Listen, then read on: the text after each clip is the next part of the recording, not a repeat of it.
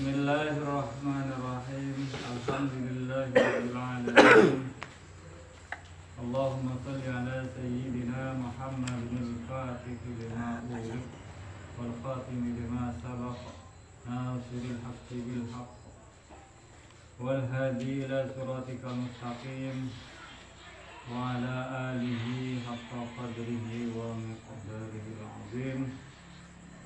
Qala rabbi ishrah li sadri wa yassir li amri wahlul 'uqdatam min lisani yafqahu qawli. Rabbi zidna ilma warzuqna fahma wa amalan mutaqabbalan fil laili wan nahari bi rahmatika ya arhamar rahimin.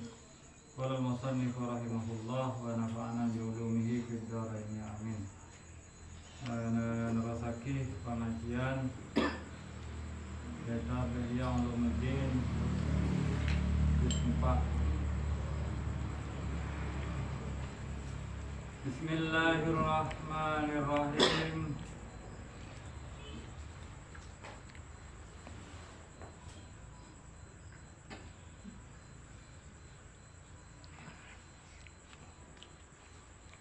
Beberapa minggu kita membahas tentang hakikat mati,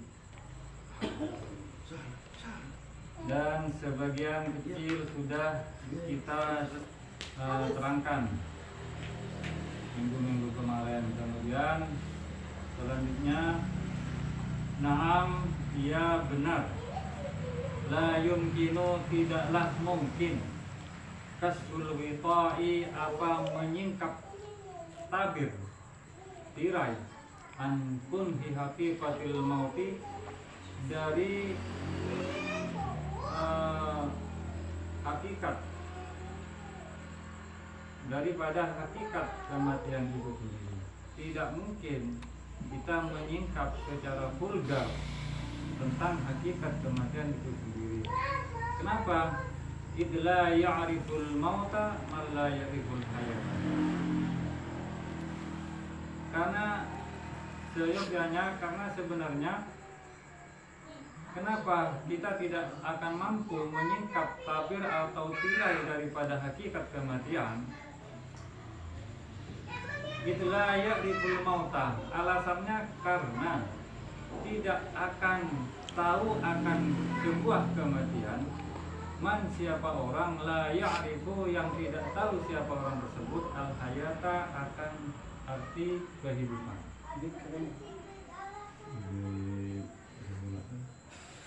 Jadi siapapun tidak akan memahami apa itu hakikat kematian, sehingga orang tersebut terlebih dahulu memahami apa itu hakikat kehidupan.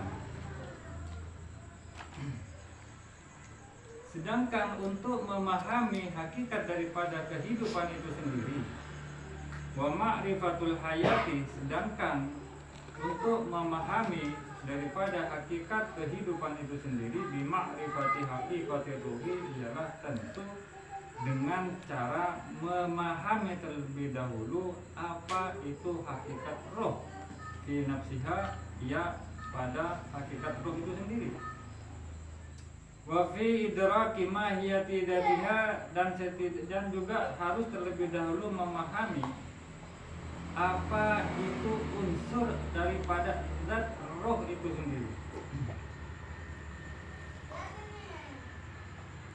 Kesimpulannya, untuk memahami daripada hakikat kematian yang sebenar-benarnya apa itu kematian, maka seseorang terlebih dahulu harus memahami apa arti kehidupan. Dan untuk memahami arti sebuah kehidupan, seseorang harus terlebih dahulu untuk mengetahui hakikat daripada roh. Apa itu roh dan unsur apa saja yang menjadi zatnya itu roh. Karena di alam semesta ini tidak ada satupun benda, tidak ada satupun makhluk yang berdiri, yang terbentuk dengan zatnya sendiri. semuanya terbentuk dari zat-zat yang lain, dari molekul-molekul yang lain, dari atom-atom yang lain, sehingga menjadi sebuah benda, sehingga menjadi tulang, sehingga menjadi daging dan semacamnya, sehingga menjadi air, sehingga menjadi tanah. Semua benda yang ada di alam semesta ini semuanya terbentuk, tersusun dari zat-zat yang lain. Adapun sumber daripada zat penyusun dari semua zat tersebut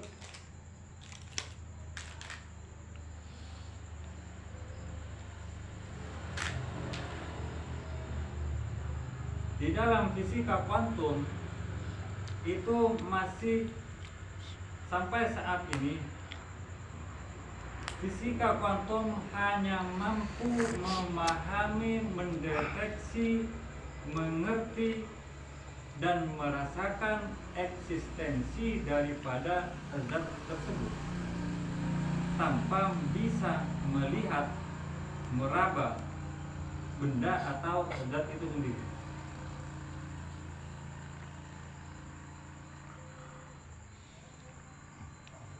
Kenapa? Karena roh termasuk jismun latifun, termasuk benda yang halus. Jadi saya ulangi bahwa roh itu adalah makhluk, dan itu adalah benda latifun yang sangat halus, yang bersifat mungkin bisa bersifat subatom atau subpartikuler, benda yang sangat halus. Kendati pun roh itu adalah sebuah benda yang sangat halus, sehingga termasuk ke dalam benda yang non mikroskopis, halus, sangat halus, sehingga tidak bisa dilihat walaupun dengan menggunakan kaca pembesar berapa ribu kali pun kaca pembesar tersebut, mikroskop tersebut tidak akan mampu melihat daripada zat roh itu sendiri, tidak akan mampu.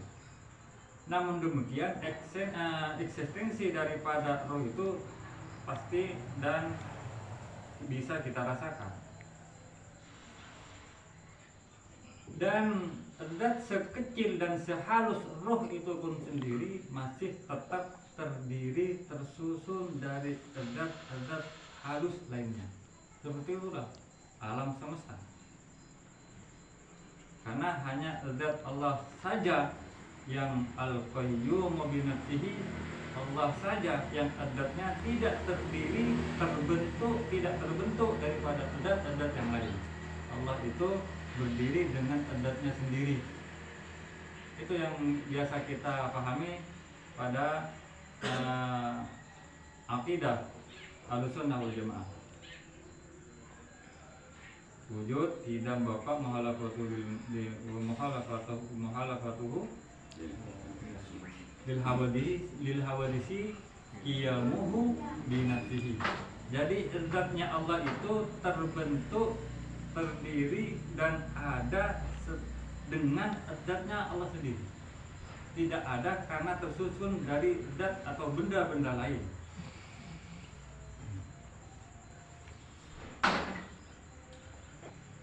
Paham nih maksudnya masalah tersusun nih lagi? Paham. Maksudnya artinya setiap benda apa neka korek, bahkan apa neka gas sebuah di dalam korek neka kita kan cuma tahu bahwa neka korek gas. Padahal gas neka tersusun dari benda-benda lain, atom-atom lain, partikel-partikel lain, sengkona tuti benda padat cetangan neka neka. Pada tulisan manusia nikah, bahkan kita sendiri, kita lihat kita ada tangan, ada kaki, ada tulang, ada sama cuma. Ternyata badan kita nikah tersusun dari benda cuma miliaran zat benda lain, terdiri dari triliunan zat atau benda lain. Nikah badan gula sama dengan satu. Nah, ketika benda badan dan golongan pancingan satu jenis terurai, maka saking tolang bersama masih bungkulnya kan sombong tak tanggalnya. Kalau benih hilang, kembali kepada adat penyusunnya itu lagi, kembali kepada asalnya.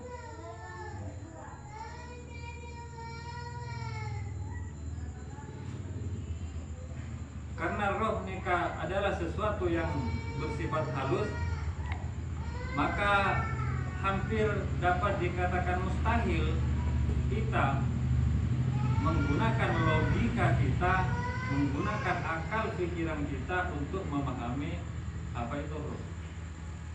Maka ulama-ulama salaf, ulama-ulama tasawuf itu mengajarkan kita dengan menggunakan metode pendekatan pemahaman roh itu dengan cara roh juga.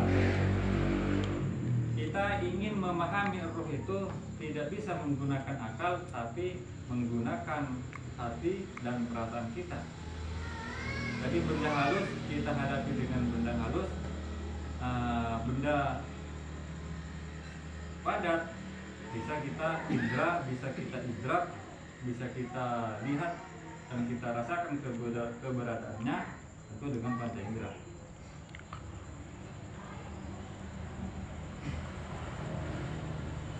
Walam yu'zan li Rasulillah sallallahu alaihi wasallam ay yatakallama fiha wala ay yazida ala ay yaqula ar-ruhu min amri rabbi.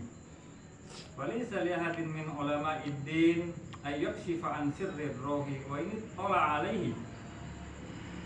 Walam yu'dan dan tidak diberi izin di Rasulullah siapa Rasulullah sallallahu alaihi wasallam ayatakallama untuk membahas siapa Rasulullah fiha tentang itu roh.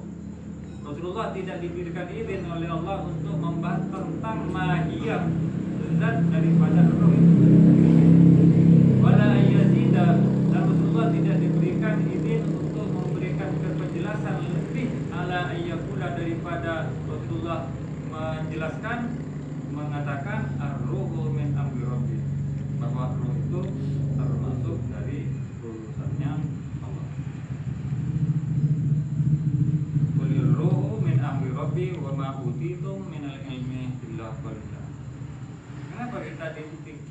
Kenapa kita tidak diberikan kesempatan untuk memahami apa itu roh? Karena rata-rata pada umumnya manusia itu untuk memahami sebuah perkara ini menggunakan akal atau logikanya. Sedangkan logika manusia itu sangat terbatas.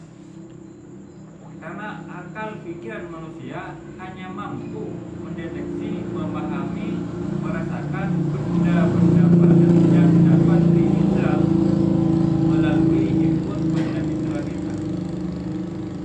Kita bisa memahami sesuatu mungkin dengan pendengaran, mungkin dengan penciuman, mungkin dengan penglihatan, mungkin dengan indera peraba perasa kita. Ikut adalah bentukan angale tapi kebu ada bukan.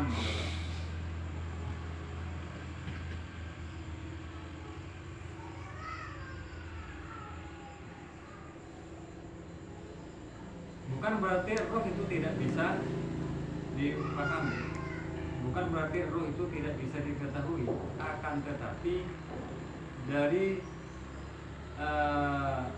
melihat daripada keumuman, kebanyakan manusia itu tidak akan mampu memahami apa itu roh. Kenapa? Karena rata-rata manusia itu hanya menggunakan akal pikirannya.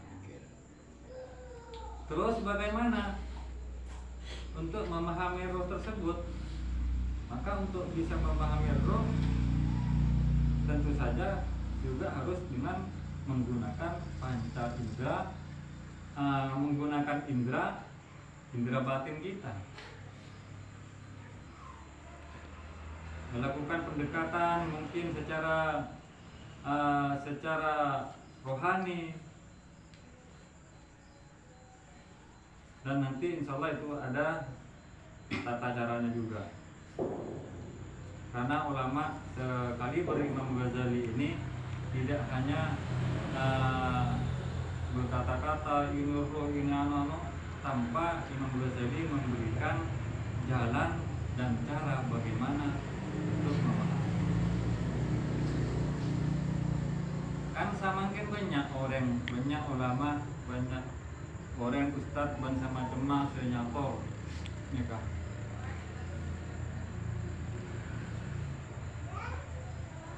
Bahwa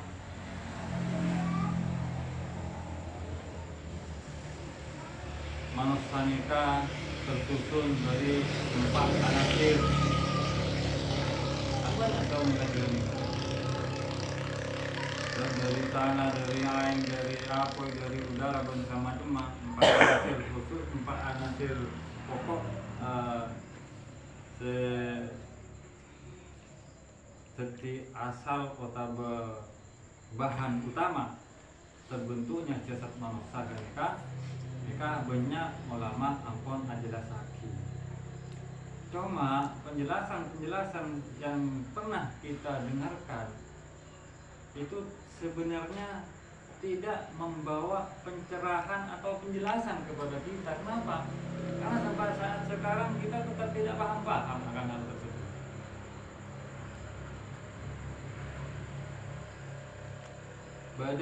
Ada sebagian ulama sepuh, ada bu bojong beriaba, majid beriaba. Masa kita paham apa maksudnya dan bagaimana cara pengaplikasiannya di dalam kehidupan kita?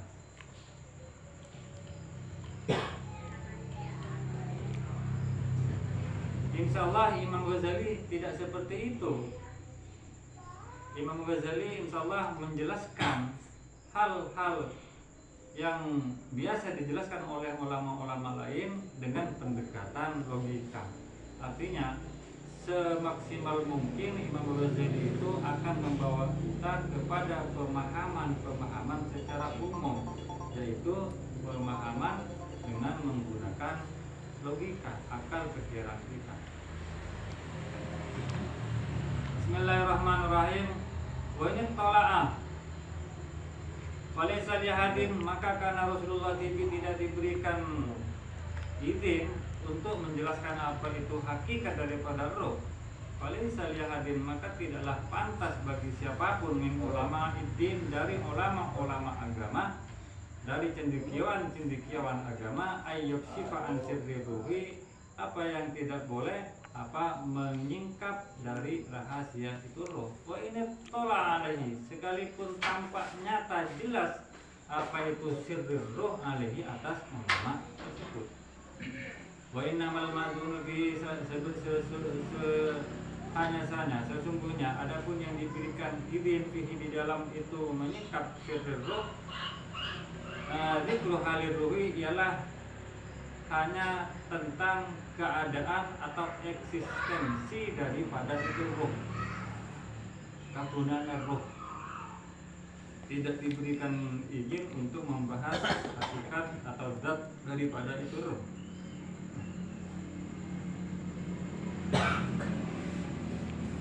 Adapun tempat sumber daripada roh itu mab'ur roh, bukan roh, sumber roh. Itu ada di dalam lubang hati. Ada orang ngucap relung hati, ada di dalam relung hati.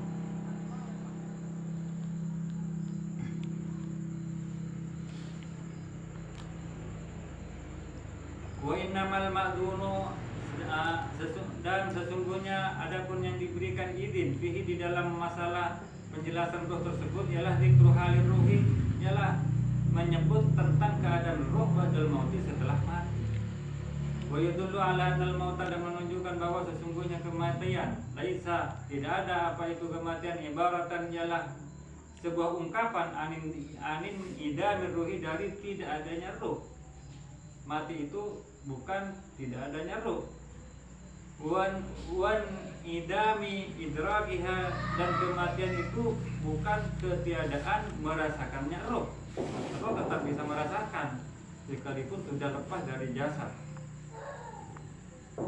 Menunjukkan atas penjelasan tersebut apa ayatun wa akhbarun katsiratun, apa beberapa ayat Al-Qur'an, wa akhbarun beberapa hadis, katsiratun yang banyak. Amal ayatu, adapun beberapa ayat, yang menjelaskan tentang keadaannya roh. Fama warada fi syuhada, maka ialah tentang ayat yang datang ayat tersebut fi syuhada tentang orang-orang yang mati syahid. Qala ta'ala, ketika berfirman siapa Allah Ta'ala, wala tasabanal ladzina qutilu fi sabilillahi amwata bal ahya'un 'inda rabbihim yurzaqun.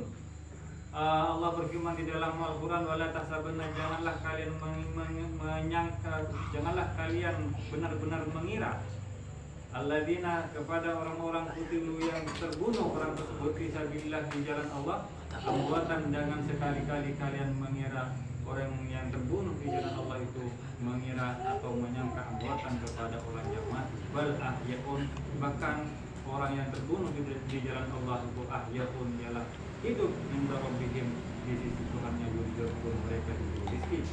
Farihina, bahkan mereka dalam keadaan berbahagia. Walamma qutila sonadi, ini salah satu ayat yang menunjukkan bahwa roh itu tidak mati. Ada lagi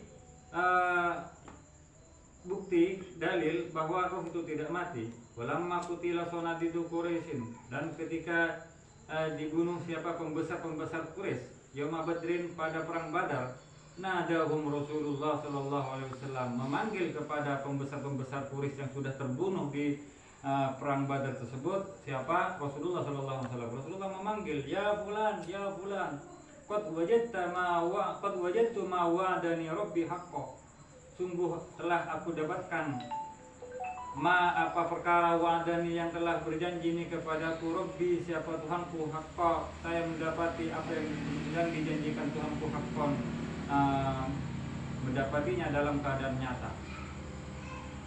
Kata Rasulullah kepada orang-orang Quraisy yang sudah mati, hai fulan, saya sudah dapati apa yang dijanjikan oleh Allah. Hal wajadtum ma wa'ada rabbukum haqqan, apakah kalian juga mendapati ma, kepada perkara wa'ada, yang telah berjanji rabbukum, siapa Tuhanmu, haqqan, dengan benar, dengan nyata. Atau apakah kalian sudah benar-benar mendapati apa yang dijanjikan oleh Tuhanmu? Faqila, Rasulullah pada waktu itu berbicara dengan kafir-kafir Quraisy yang sudah mati. Kemudian Rasulullah ditegur oleh sahabat. Faqila, ya Rasulullah, wahai Rasulullah, atunadihim wa hum amwatun, apakah Anda memanggil-manggil mereka, wahum, padahal mereka amwatun, ialah sudah mati? Kata para sahabat. Rasulullah ditanya oleh sahabat pada waktu itu, karena Rasulullah pada waktu itu berbicara dengan orang-orang yang sudah mati, orang-orang kafir Quraisy yang sudah mati. Sahabat heran, kenapa Rasulullah berbicara dengan orang yang sudah mati? Lalu kemudian sahabat bertanya, "Tunadihim wa hum amwatun." Apakah Anda memanggil mereka, wahai Rasulullah, sedangkan mereka sudah mati? Faqala sallallahu alaihi wasallam, maka menjawab siapa Rasulullah sallallahu alaihi wasallam, "Wallazi nafsi biyadi, innahum la asma'u li hadzal kalami minkum." Demi Allah, kata Rasulullah, innahum, sesungguhnya mereka yang sudah mati itu, la asma'u, niscaya lebih mendengar, li hadzal kalami, kepada perkataan saya ini, minkum, daripada kalian. Itu jawaban Rasulullah, bahwa orang yang sudah meninggal itu, walaupun dia itu adalah orang kafir, rohnya tetap bisa mendengar. Nah, hadis inilah yang mendasari ulama ahlus sunnah wal jamaah, khususnya Nahdiyin, melakukan talqin. Talqin itu pengajaran kepada mayit. Ketika orang meninggal setelah dikubur, maka seseorang disunnahkan itu mentalkin mayit, mengajari mayit. Mengajari apa? Mengajari tentang jawaban-jawaban yang akan dipertanyakan oleh malaikat munkar nakir. Di man atoranna man mayit lake pacet mengibaratna, tapi kan mayit diri ini ka sesunat mengi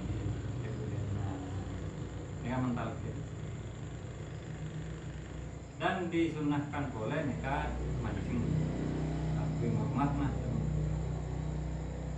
Lah hadis nikah Rasulullah saja tak pernah melakukan wa idza sa'alaka rabbuka Wa idza salakal malakani al-muwakkalani bika mar rabbuka. Kanjeng Nabi tidak pernah mengatakan itu.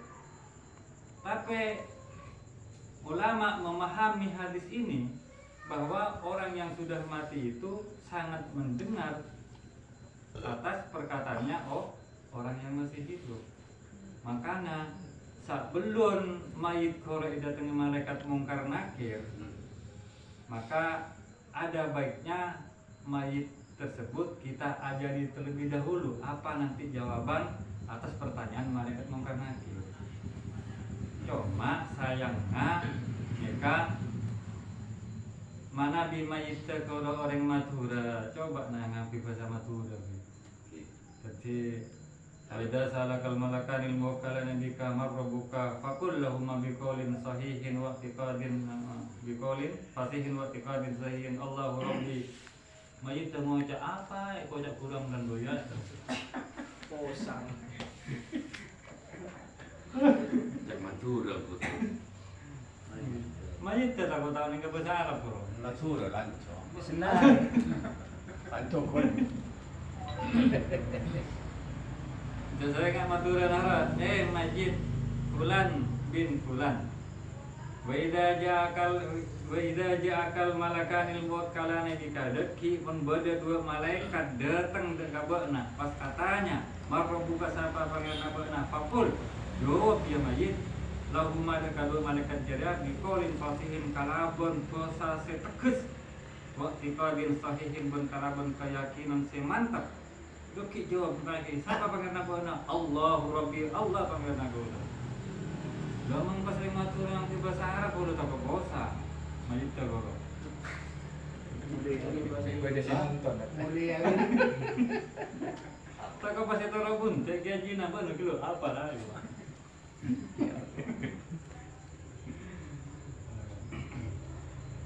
Dibalik ngangge bahasa Madura. Kenapa? Karena talqin itu adalah mengajari mayit kangkui bisa jawab pertanyaan dua malaikat. Sedangkan kelompok di luar Nahdiyin, misalnya dari kelompok sebelah misalnya berarti bid'ah nalkene mayit hukumnya bid'ah berapa aja bid'ah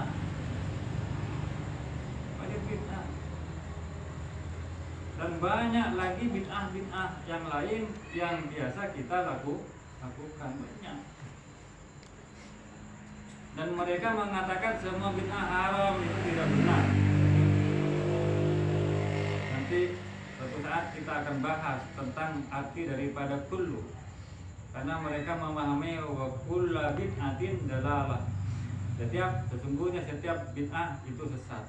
Dan kata-kata kullu atau kata-kata setiap di dalam hadis tersebut itu perlu pembahasan. Tidak boleh memberikan pemahaman kullu tersebut dengan arti kulliyah secara menyeluruh, tidak bisa. Pada boy moso bahasa kullu andi arti tidak perlu di Arab tidak sampai. Bahasa yang sampai na penduduk bodai. Padahal tak kakak orang bodai muansa sampai. Usaha pahitan jaga pesekalibun kekap tinggal pesekalibun padahal bodai setan. Karena kata-kata semua kasa Al-Quran menunjukkan ketika mereka tudammiru kulla alaha bi'amri rabbiha. Dan memang banyak ayat-ayat ketika angin tersebut meluluh lantakkan semua rumah-rumah di kampung kenika. Ternyata mana Nabi belum cetak rosak. Hadis nikah kakak beri sandaran, kakak beri dasar orang ahli sunnah wal jamaah kangkui malai ngajari mayit ajawab pertanyaan malaikat yang bermati. Walladzi nafsi biyadihi innahum la asma'u li hadzal kalami minkum. Kata Rasulullah, demi Allah, sesungguhnya mereka orang yang sudah mati tersebut yang tadi saya panggil-panggil, kata Rasulullah, niscaya lebih mendengar kepada perkataanku daripada kalian yang masih hidup. Illa annahum la yaqdiruna 'alal jawabi, cuma sesungguhnya mereka yang sudah mati tersebut tidak mampu ala jawabi untuk menjawab panggilan-panggilanku, kata Rasulullah. Fahada nasun, hadis ini juga menjadi sebuah nas di Bapak Iruhis Syafi'i di dalam kekalnya roh orang yang celaka, bapak hidratiha, dan tetapnya dan kekalnya perasaannya roh orang yang sudah meninggal.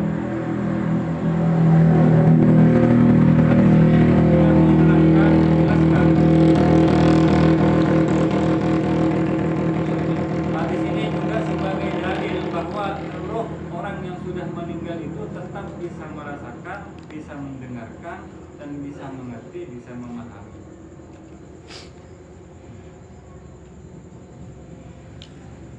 Jadi sebelum kita pergi meninggalkan kuburan, kita dianjurkan untuk membaca talqin.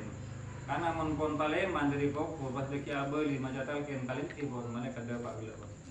Karena malaikat mungkar nakir tidak akan masuk ke dalam kuburan orang yang baru meninggal tersebut sebelum para peziarah, para penghantar itu pulang. Makanya sampai berdekan bahwa Gus Dur sampai sekarang tak sempat ditanyai malaikat mungkar nakir. Kenapa? Dia pada orang terus. Dia pada orang terus. Yang malam pada orang terus ya jalan dengan siapa? Malaikat telempo dia di pengunjung. Hari ini dante. Nah, harap mulia lah. Mari nak tanya dia.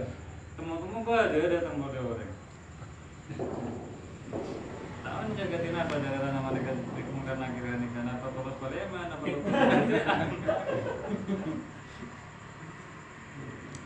mau yang mengatakan dia tapi pada mundur juga kan mungkin apa cerita kira masuk malaikat mengkan akhir kampung sudah nanti banyak orang yang atas sama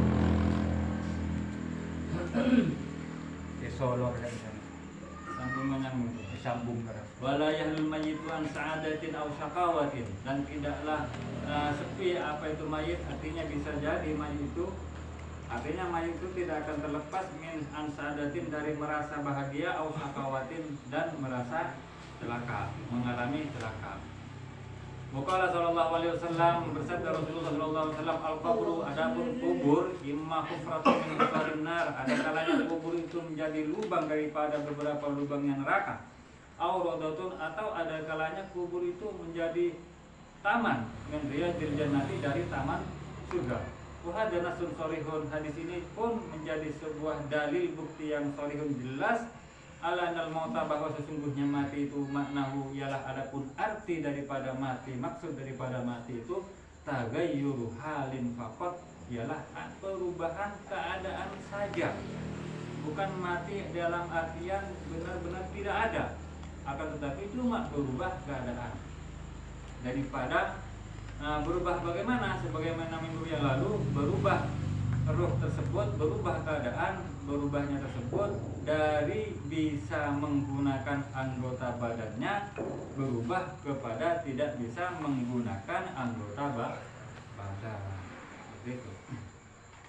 Wa inna ma sayakunu min syaqawatil mayyiti wa sa'adatihi yuta'ajjalu indal mauti min ghairi ta'akhurin. Wa inna ma sayakunu, dan sesungguhnya apa saja yang akan terjadi kepada mayit, min syaqawatil mayyit, daripada celakanya mayit atau bahagianya mayit di dalam kubur, yuta'ajjalu, ini akan disegerakan indal mauti, ketika kematian itu berlangsung, min ghairi ta'akhurin, tanpa ditunda.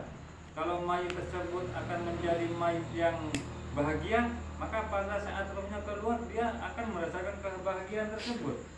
Dan misalnya mayit tersebut adalah mayit yang celaka, naudzubillah, maka kecelakaan tersebut, siksa tersebut pun sudah akan ia rasakan pada saat rohnya keluar daripada jasad. Wa inna ma yuta'akharu ba'du anwa'il adab, akan wa inna ma, dan sesungguhnya yuta'akharu, diakhirkan atau ditunda apa, ba'du anwa'il adab, sebagian macamnya siksa saja, wasawabi, dan sebagian macamnya pahala atau ganjaran saja, dunasli, tidak pokok daripada kebahagiaan, bukan pokok daripada siksa itu yang diakhirkan, sebagian saja yang diakhirkan. Dari sejak baru dia meninggal, dia sudah merasakan sebagian siksa, merasakan sebagian kenikmatan. Warawa Anasun anim Nabi sallallahu alaihi wasallam, bercerita siapa sahabat Anas dari Nabi Muhammad sallallahu alaihi wasallam, innahu qala, bahwa sesungguhnya Rasulullah Muhammad sallallahu alaihi wasallam bersabda, al mautu al qiyamatu, mati itu adalah kiamat, kata sabda Rasulullah. Faman mata, maka barang siapa yang mati, faqad qamat qiyamatu, maka sungguh terjadi kiamat. Apa kiamatnya? Pokok Rasulullah SAW, idza mata ahadukum, ketika mati siapa salah satu di antara kalian, ulida alaihi, maka akan ditampakkan alaihi, atas seseorang yang mati tersebut. Apa yang ditampakkan? Maq'aduhu, apa tempatnya? Tempatnya orang tersebut akan ditampakkan oleh Allah Ta'ala ketika ia meninggal. Badwatan wa asyatan, pagi sore akan ditampakkan oleh Allah Ta'ala kepada orang yang ada di dalam kubur tersebut. In kana min ahlil jannah fa min ahlil jannah, wa in kana min ahlin nari fa min ahlin nari. Jika orang tersebut penduduk surga, maka akan ditampakkan surga baginya pagi dan sore hari. Sebaliknya, misalnya mayit tersebut adalah penduduk neraka, ahli neraka, maka pun akan ditampakkan pada mayit tersebut neraka pagi dan sore hari. Wa yuqalu hadza maq'aduka, dan dikatakan oleh malaikat mungkin pada mayit, hadza maq'aduka, ini tempatmu. Hatta tumasa ilaihi yaumil qiyamah, sehingga nanti kamu dibangkitkan ke tempat ini pada hari kiamat. Walaysa yafa ma fi musyahadatil maq'adaini min azabin wa na'imin fil hali. Walaysa yafa, dan tidak pula samar, ma fi musyahadatil maq'adaini, di dalam tampaknya dua tempat tersebut, baik tempat adab atau tempat nikmat, fil hal, pada ketika itu. Artinya tidak mustahil bahwa mayit itu akan melihat tempatnya apakah surga dan neraka pada saat dia baru dikubur. Wan Abi Qais qala, diceritakan dari sahabat Abu Qais qala, kunna ma'al Alqamah fi janazatin, kami pernah bersama sahabat Alqamah di dalam suatu jenazah. Kami pernah bersama sahabat Alqamah fi janazatin, di sebuah di dekat jenazah. Faqala, kemudian berkata sahabat Alqamah, amma hadza faqamat qiyamatu. Kata sahabat Alqamah, ketika ada jenazah di dekatnya, sahabat Alqamah berkata, sedangkan ini orang yang mati ini, faqad qamat qiyamatu, maka sungguh terjadi kiamatuhu, apa kiamatnya, kiamat oleh Allah.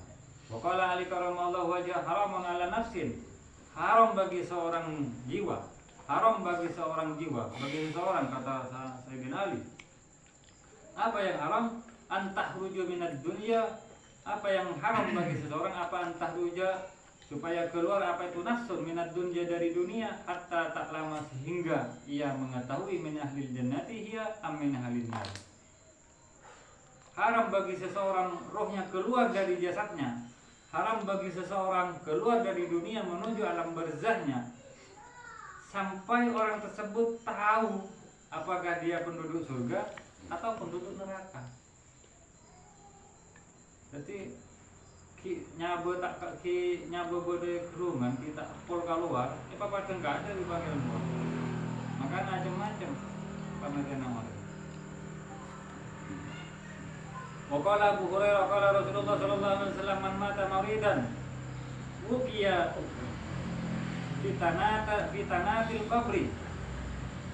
Ada Rasulullah sallallahu alaihi wasallam, diriwayatkan oleh sahabat Abu Hurairah radhiyallahu anhu, man, siapa saja mata yang meninggal, mati maridan karena penyakit, wuqiya, maka orang yang mati karena penyakitnya, wuqiya, maka orang tersebut akan dipelihara, akan dijaga oleh Allah Ta'ala, fitanatil qabri, daripada ujian, musibah, bencana, adab kubur.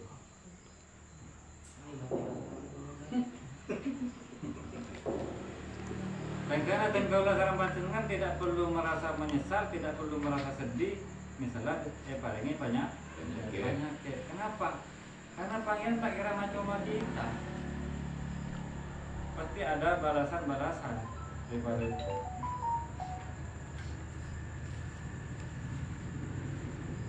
Dia bukan cuma dipelihara daripada azab kubur. Orang yang mati karena sakitnya, selain dijaga daripada fitnah kubur, ya lempet kubur, ya tete malaikat mungkar nakir. Selain itu dia diberikan makan dia, wariha alaihi, dan diberikan kesenangan, diberikan ketenangan alaihi, siapa itu mayit, birizkihi, dengan rizkinya mayit tersebut diambilkan dari surga, al-jannati, dari surga. Wa qala Masruq, berkata siapa Imam Masruq, maghibtu ahadan, wa qala Masruq maghibtu ahadan maghibtu mu'minan fillahdi. Maghibtu ahadan, kalimatnya maghibtu ahadan maghibtu mu'minan. Maghibtu ahadan, tidak pernah menginginkan saya, ahadan untuk orang lain. Maghibtu mu'minan, sebagaimana saya menginginkan mu'minan kepada orang yang mukmin, fillah, di dalam liang lahatnya. Saya tidak pernah menginginkan, tidak pernah iri kepada siapapun, kecuali saya cuma iri kepada orang mukmin yang ada di dalam lahatnya, di dalam kuburnya. Kenapa Imam Masruq iri kepada orang mukmin yang ada di dalam kuburnya? Qabistaroha min nasabid dunya, karena orang mukmin ini telah lepas, telah tenang daripada kesusahan dunia. Au min adzabillah, atau orang mukmin ini bebas, lepas dari adabnya Allah. Makanya Imam Masruq ini sangat iri kepada orang mukmin yang ada di dalam kubur. Iri. Kenapa? Karena dia sudah lepas daripada kepayahan-kepayahan dunia. Kenapa Imam Masruq tidak iri kepada pengusaha sukses, orang si kaya? Kenapa tidak iri kepada mereka? Imam Masruq Budu mah iri ke orang kaya, aja orang kaya tambah gaso, tambah bosan. Orang tambah kaya nih kan tambah gaso. Mungkin mentak kaya, mungkin tambah gaso juga.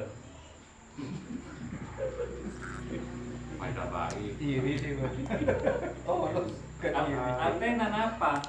Tidak ada alasan bagi kita kang iri dek ka orang saya pembanyak dunia nah tapi saya sukses sobong alasan. Kenapa? Aku ya puru mangkat ke Jakarta lah 2 tahun lah mulai putur cek iri. Kalau mangkat oleh putur tak medem Kaso cek iri. Sampai mana iri ya iri ka orang mukmin sepun kubur dua nyaman pun tak kaso berikan nikmatan masa pangeran. Terus patut dia kayak ini. Wa qala Ya'la bin Walid kuntu amsi yawman ma Abi Darda fa qultu lahu ma tuhibbu liman tuhibbu. Abu Ya'la bin Walid pernah berkata, kuntu amsi yawman, kuntu ada siapa saya yawman pada suatu hari, berjalan yawman pada suatu hari ma Abi Darda, saya pernah bersama Abu Darda, suatu hari saya pernah bersama Abu Darda. Faqultu lahu, kemudian saya berkata kepada Abu Darda, ma tuhibbu liman tuhibbu, apa yang engkau inginkan untuk orang yang engkau cintai? Qala, menjawab siapa Abu Darda, al-maut, mati. Apa yang engkau inginkan untuk orang yang kamu cintai? Benar.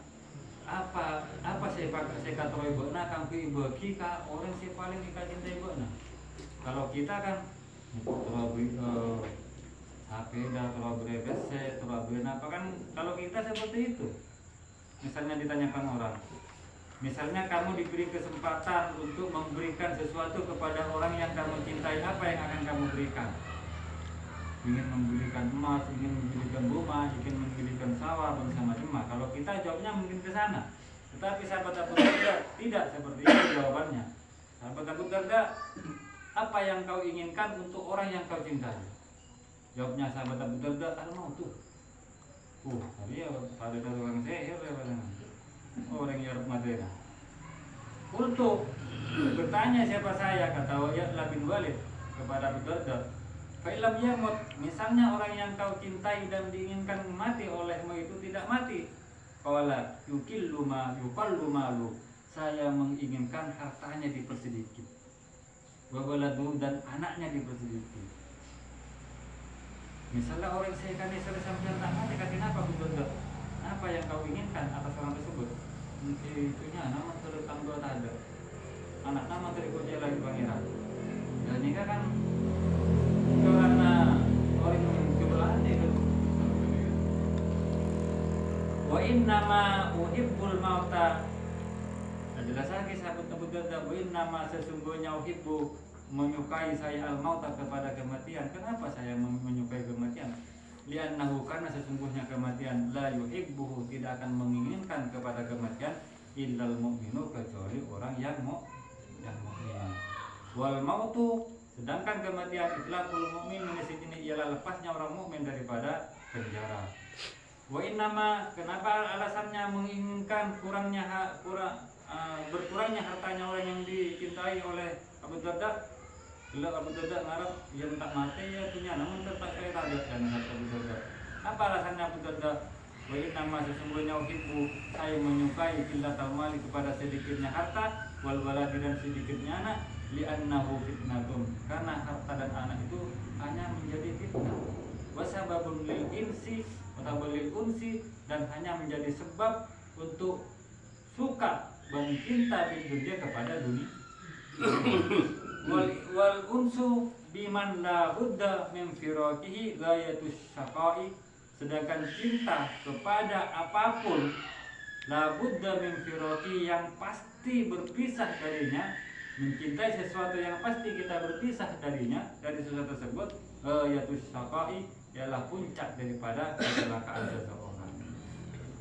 Kita boleh mencintai anak, boleh mencintai istri, boleh mencintai harta benda kita, tetapi jangan sampai mendalam. Kenapa? Karena pasti suatu saat kita akan meninggalkan anak, akan meninggalkan istri, akan meninggalkan harta benda kita. Misalnya kita mati, atau kita pasti akan ditinggalkan oleh harta benda kita kalau orang misalnya. Otaba kita ditinggalkan oleh istri kita, mungkin mati, otaba tak mati nih, dia berburu lelaki lain misalnya.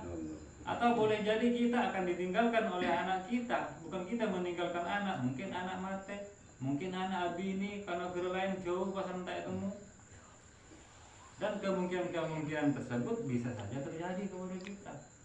Maka tidaklah baik, kurang bagus bagi kita mencintai apapun yang kemungkinan bisa berpisah seperti itu. Bismillahirrahmanirrahim. Matangkat ya pun macam. Di intinya rasa nampak penjelasan bahwa kita boleh merasa memiliki walaupun sebenarnya kita tidak pernah memiliki apapun di dunia ini, akan tetapi jangan sampai kita itu terlalu mendalam dan terlalu merasa memiliki, karena menjadi sebuah siksa, menjadi sebuah adab yang sangat besar bagi kita ketika kita berpisah dari apapun yang merasa kita miliki. Oleh sebab itulah di dalam Islam kita diajari untuk mengucapkan inna lillahi wa inna ilaihi raji'un. Apa itu inna lillah? Di dalam setiap musibah, di dalam setiap kita mendapati hal-hal yang tidak menyenangkan hati pikiran kita, kita diajarkan oleh Rasulullah untuk melakukan istirja, mengatakan innalillahi wa inna ilaihi raji'un. Suatu saat pernah Rasulullah masuk ke dalam rumah. Waktu Rasulullah menutup pintu, lampunya itu mati. Kan sembar toilet, berarti campur angin, mati sama. Apa kata sabda Rasulullah? Apa kata Rasulullah? Innalillahi wa inna ilaihi raji'un. Lampunya mati. Ada anak Siti Aisyah. Mau saya innalillah dengan Nabi. Sebenarnya gemar. Maka sebenarnya Nabi, apapun yang membuat kita sedih tak nyaman, kita disunnahkan membaca innalillah.